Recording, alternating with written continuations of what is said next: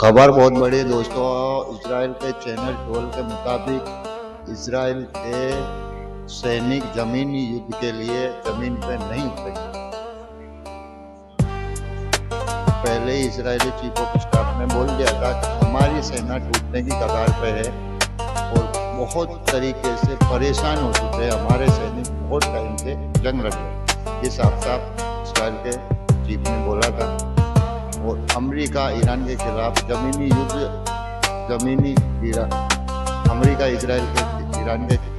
Iran के खिलाफ जमीनी युद्ध लड़ने जा रहा है। लेकिन इजराइल ने इसके लिए साफ, क्या ये ईरान का खौफ नहीं लगता है आप लोगों को, ये बताओ। तो इजराइल के सैनिक साफ साफ इनकार कर रहे हैं कि हम जमीनी युद्ध के लिए तैयार नहीं है। ये ईरान का खौफ नहीं है तो और क्या है, ये बताओ।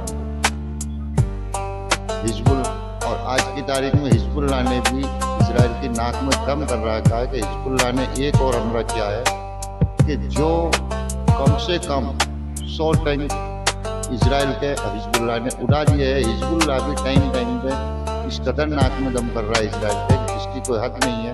और ईरान इधर से इस कदर दबाव बना चुका है इजराइल के ऊपर कि जो इजराइल साफ इनकार कर रहा है कि हमारे सैनिक जमीनी युद्ध के लिए नहीं उतरेंगे।